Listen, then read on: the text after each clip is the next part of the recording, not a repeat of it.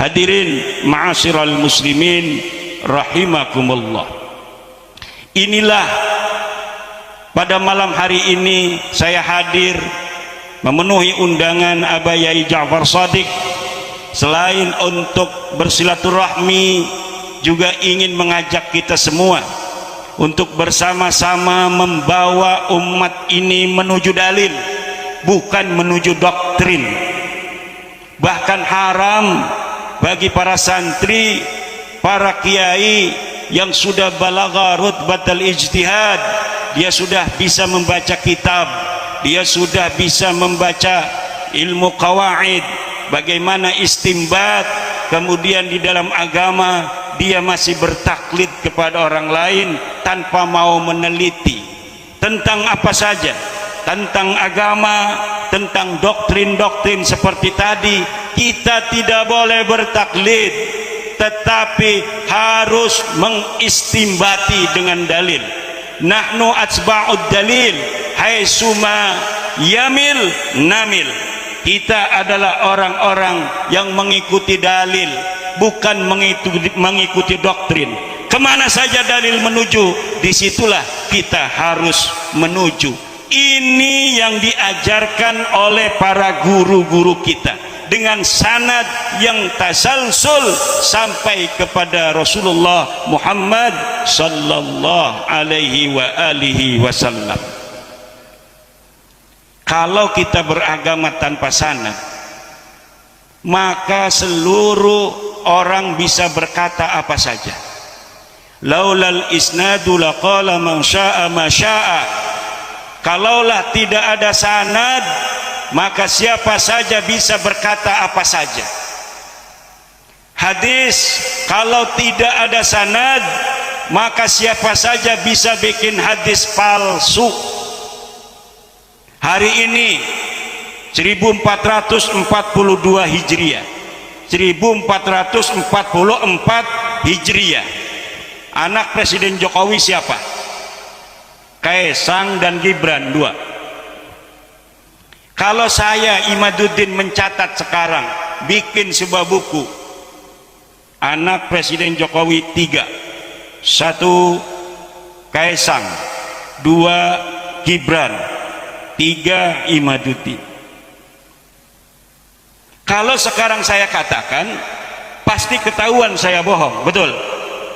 Tapi kalau buku ini saya taruh di dalam sebuah peti besi, kemudian saya gembok, saya merekin, dibuka tahun 2500 Masehi. 500 tahun lagi dibuka ini kotak besi oleh seseorang yang menggali sepiteng. Kemudian ditemukan sebuah kitab saya itu yang di dalamnya menyatakan bahwa anak Pak Jokowi 3, Gibran, Kaesang dan Imaduddin. Lalu orang itu membaca, oh berarti Imaduddin yang ada di 2023 yang sekarang banyak keturunannya di Kresek itu adalah keturunan daripada raja besar di Indonesia zaman itu, yaitu namanya Bapak Jokowi. Mulai dari situ kemudian keturunan saya yang ada di Kresek itu akan ganti silsilah menjadi kemudian luhurnya Imaduddin bin Jokowi. Kenapa? Karena ada manuskrip yang baru ditemukan. Kemudian setelah beberapa ratus tahun akan semakin kokoh, akan semakin kokoh, akan semakin kokoh. Nanti tahun 3000 seluruh keturunan saya sudah masyhur dan istifadah bahwa keturunan daripada raja besar di Indonesia yang dulu berkuasa bernama Insinyur Haji Joko Widodo. Lalu tiba-tiba kedengeran nama orang Solo.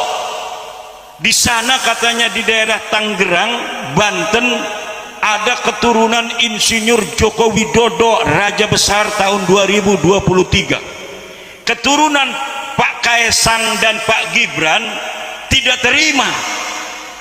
500 tahun yang lalu sudah dicatat oleh Bapak Jokowi di dalam bukunya, dan ini ada manuskripnya berupa kartu keluarga dari Dukcapil bahwa anaknya Pak Jokowi cuma dua, yang laki-laki yaitu Gibran dan Kaesang.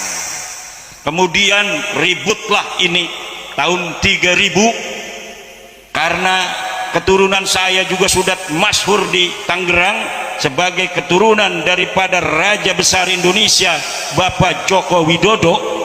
Kenapa saya bilang itu Raja Besar? Karena siapa saja yang jadi Presiden Indonesia hari ini lebih besar daripada Hayam Wuruk, saudara. Lebih besar kekuasaannya daripada Sunan Gunung Jati, lebih besar kekuasaannya daripada Raden Patah Demak, lebih besar kekuasaannya daripada Raden Wijaya, lebih besar kekuasaannya daripada Raja Aceh. Karena Indonesia ini adalah menjadi pemersatu seluruh kerajaan-kerajaan besar yang dulu ada di Nusantara, sekarang menjadi Indonesia. Jangan gegabah menjadi anak Presiden Indonesia karena dia merupakan raja besar. Bangga dong nanti keturunan saya itu yang sudah ada manuskrip bahwa mereka adalah keturunan daripada Bapak Joko Widodo itu. Tetapi ketika ada yang membatalkan dari Solo keturunan Bapak Jokowi, bahwa dalam manuskrip asli keluarga Pak Jokowi yang ada di Solo tidak ada anak Pak Jokowi namanya Imaduddin, apa yang akan terjadi? Itulah yang banyak terjadi dengan nasab-nasab palsu. Dia bisa untuk syuhra dan istifadah, tetapi syuhra dan istifadahnya disebut dengan syuhratun hadisatun, kemasyhuran yang baru datang, bukan di masa orang itu hidup. Sementara ketika didebatkan nanti oleh keturunan Pak Jokowi tahun 3000 itu, ini berdasarkan buku sejarah Indonesia yang dipelajari di sekolah dasar, bahwa Pak Jokowi punya anaknya dua. Ini dikarang tahun 2900, ini tahun 2700 ada, ini 2500 ada, ini 2400 ada, ini 2000 sekian ada. Lalu Anda tahun berapa? Ini tahun sekian, adanya di mana? Di Kresek. Lah, ini datanya data mayor, adanya di Solo. Berarti yang menang adalah data mayor. Ada data mayor, ada data minor. Data mayor itu adalah data yang ditulis oleh ulama yang ada di tempat itu. Data minor adalah data-data pembanding yang ditulis oleh orang-orang yang di luar itu. Ada data primer, yaitu data-data yang ditulis pada zaman di mana tokoh itu ada. Ada data sekunder, yaitu data yang ketika data primer itu tidak ditemukan, maka data sekunder yang ditulis setelah orang itu ada beberapa masa yang paling dekat, itu juga bisa dijadikan sebagai patokan. Inilah di dalam tradisi ilmiah, baik di kampus maupun di pesantren sudah ada. Jangan disamakan dengan hadis. Hadis katanya dikodifikasi, ditadwin itu pada abad ketiga.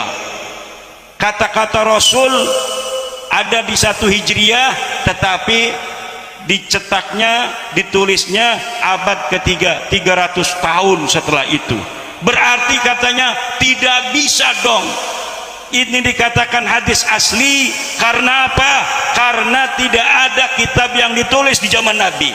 Ini goblok cara berpikirnya. Hadis itu diriwayatkan oleh seorang guru kepada muridnya, dari seorang murid kepada muridnya lagi, dari seorang murid kepada muridnya lagi. Dan ini bisa diverifikasi oleh kitab-kitab ruwat, oleh kitab Isobah fir Rijal, oleh kitab Al-Jarhu wa Ta'dil. Namanya siapa?